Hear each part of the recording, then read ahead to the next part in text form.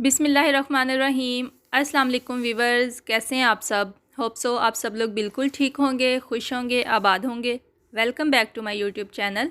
आज मैं शेयर करने जा रही हूँ आप लोगों के साथ बहुत ही मज़ेदार सी रेसिपी। आज मैं बनाने वाली हूँ मटर के कोफ्ते। मटर की बहुत सी डिशेस आप लोगों ने खाई होंगी। मटर पुलाव खाया होगा, आलू मटर का सालन खाया होगा। इसके अलावा भी मटर बहुत सी सब्जियों में ऐड करके सालन की फॉर्म में खाए होंगे। लेकिन मुझे यकीन है कि आप लोगों ने मटर के कोफ्ते पहले नहीं बना के ट्राई किए होंगे। वीडियो शुरू करने से पहले अगर चैनल पर न्यू है तो चैनल को सब्सक्राइब कर लें और साथ लगा बेल आइकन ज़रूर प्रेस कर दें। तो चलिए स्टार्ट करते हैं अपने आज की रेसिपी। Let's get start. बिस्मिल्लाहिर्रहमानिर्रहीम। मटर के कोफ्ते बनाने के लिए यहाँ पर सबसे पहले मैंने ले लिया है चॉपर, और चॉपर में मैंने ऐड कर दिए मटर। मटर को अच्छी तरह से पहले मैंने वॉश कर लिया था, और तकरीबन यहाँ पर मेरे पास है 1 पाव मटर। मटर के साथ ही मैंने ऐड कर दिया यहाँ पे एक बड़े साइज़ का प्याज से कट करके ऐड कर दिया, और साथ ही मैंने ऐड कर दिए सब्ज़ मिर्च। सब्ज़ मिर्च के बाद मैंने इसमें अदरक के कुछ स्लाइसिस ऐड कर दिए हैं, और साथ ही ऐड कर दिया मैंने सब्ज़ लहसुन। स्पाइसेस पे यहाँ पे मैंने सबसे पहले लाल मिर्च ऐड किया, इसके बाद नमक, और साथ ही मैंने हल्दी पाउडर ऐड कर दिया है। तमाम spices according to taste add करने हैं, क्योंकि ग्रेवी में हमने सेपरेट स्पाइसेस ऐड करने हैं। तो बस तमाम चीज़ें ऐड करने के बाद इन्हें अच्छी तरह से चॉप कर लिया, और ये देखें बिल्कुल बारीक हो गए हैं। इसी तरह से फाइन चॉप करने थे हमने। तो तमाम मिक्सचर को बाउल में निकाल लिया यहाँ पे मैंने। इसके बाद हम इसमें बाकी की चीज़ें ऐड करेंगे। यहाँ पे सबसे पहले मैंने एग ऐड कर दिया, और एग जो एज अ बाइंडिंग एजेंट काम करेगा इसमें।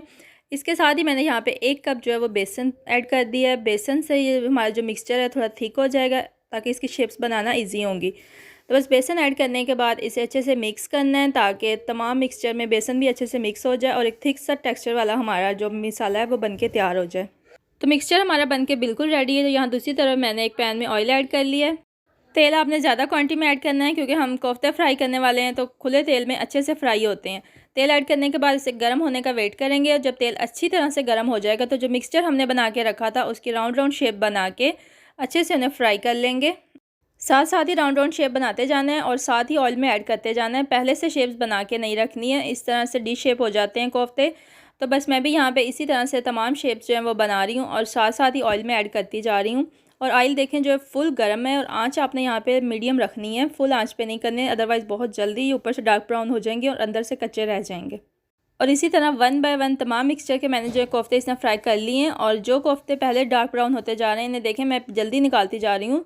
बाकी कोफ्तों का वेट नहीं करना, नहीं तो वो जल जाएंगे। इस तरह साथ साथ जो भी कोफ्ता तैयार होता जा रहा है उसे आपने निकालते जाना है, और उसकी जगह दूसरे कोफ्ते ऐड करते जाने हैं, ताकि जल्दी में ये तमाम कोफ्ते जो हैं अच्छे से फ्राई हो जाएँ।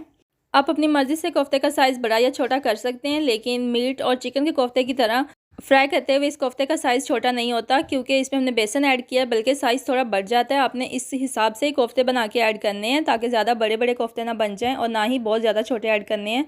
तो तमाम कोफ्ते जो हैं यहाँ पे अच्छे से फ्राई हो गए हैं, और आप इन्हें फ्राई करके फ्रीज़ भी कर सकते हैं। और देखें बिल्कुल कोफ्ते जो हैं अच्छे से फ्राई हो गए हैं। अब हम इन्हें एक साइड पर रख देंगे, और इसके बाद इनकी ग्रेवी बनाने का प्रोसेस स्टार्ट करते हैं। ग्रेवी बनाने के लिए यहाँ पे सबसे पहले मैंने 1 कप ऑयल जो कढ़ाई में ऐड कर दिया है। ऑयल ऐड करने के बाद 1 चम्मच ज़ीरा ऐड किया, और उसके साथ ही एक बड़े साइज़ का प्याज कट करके ऐड कर दिया है, और उसके साथ ही कुछ लहसुन के जवे भी ऐड कर दिए हैं। उसके बाद मैंने यहाँ पे सब्ज़ मिर्च ऐड कर दी है। बस तमाम चीज़ों को मिक्स करेंगे, और तकरीबन 1 से 2 मिनट तक इसी ऑयल में इसकी भुनाई कर लेंगे। ज़्यादा नहीं पकाना है हमने, क्योंकि बाद में हम इसे ग्राइंड करने वाले हैं। इसलिए देखें मैंने अनियंस और मिर्च वगैरह का साइज़ भी जो है रफली कट किया है, ज़्यादा बारीक कट नहीं किया, क्योंकि बाद में सब ग्राइंड होकर एक पेस्ट की फॉर्म में बन जाएगा। तो यहाँ पे 1 से 2 मिनट तक इन्हें पकते हुए हो गए हैं। तो इसके बाद इसमें हम यहाँ पे लाल टमाटर ऐड कर देंगे, और लाल टमाटर को भी दरमियान से बस मैंने एक एक कट लगा के इस तरह से ऐड कर दिया, इनको ज़्यादा बारीक कट नहीं किया है। टमाटर ऐड करने के बाद ढक्कन दे के उन्हें सॉफ्ट होने के लिए तकरीबन 5 से 7 मिनट के लिए रख देंगे। हमारे टमाटर जो यहाँ पे सारे सॉफ्ट हो गए हैं, उसके साथ साथ प्याज मिर्च वगैरह भी तमाम चीज़ें सॉफ्ट हो गई हैं। बस इन्हें थोड़ा सा ठंडा होने का वेट करेंगे, और इसके बाद एक ब्लेंडर वाले जग में ऐड करने के बाद अच्छे से ब्लेंड कर लेंगे। तमाम चीज़ों को ब्लेंड करने के बाद देखेंगे एक प्योरी की फॉर्म में बन गया है। इसे कढ़ाई में दोबारा ऐड कर देंगे, और इसके बाद इसमें स्पाइसेस ऐड करेंगे, और इस लेवल पे आंच जो है ना वो बिल्कुल स्लो रखनी है। स्पाइसेस वही सिंपल है, नमक मिर्च और हल्दी पाउडर ऐड किया है मैंने इसमें। स्पाइसेस ऐड करने के बाद हल्की हल्की आंच पे इसे पकाएंगे, और तब तक पकाएंगे जब तक ऑयल सेपरेट नहीं हो जाता। जब ऑयल इस प्योरी से सेपरेट होना स्टार्ट हो जाएगा तो हमारा मिक्सचर जो है वो अच्छे से पक के तैयार हो जाएगा। तो देखिए ऑयल जो यहाँ पे सेपरेट होना स्टार्ट हो गया है, लेकिन अभी इसे और थोड़ा टाइम लगेगा। तो बस हल्की हल्की आंच पे इसे कंटिन्यूसली स्टर करते रहना है, ताकि ये नीचे से लग ना जाए। और इसके बाद यहाँ पे मैंने 1 चम्मच खुशक धनिया पाउडर ऐड कर दिया, इससे बहुत अच्छी खुशबू आएगी। और मज़ीद इसे पकने देंगे, लेकिन कंटिन्यूसली स्टर करते जाना है। देखिए ऑयल यहाँ पे काफ़ी हद तक सेपरेट हो गया है। ग्रेवी हमारी पक के बिल्कुल रेडी हो गई है।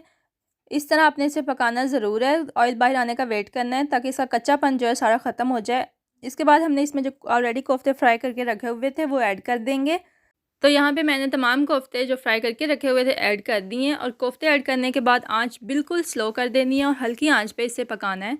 चम्मच से पहले कोफ्तों को मिक्स कर लेंगे ताकि हमारी जो ग्रेवी है अच्छे से कोफ्तों के साथ लग जाए, ताकि उसका टेस्ट भी जो कोफ्तों के अंदर चला जाए।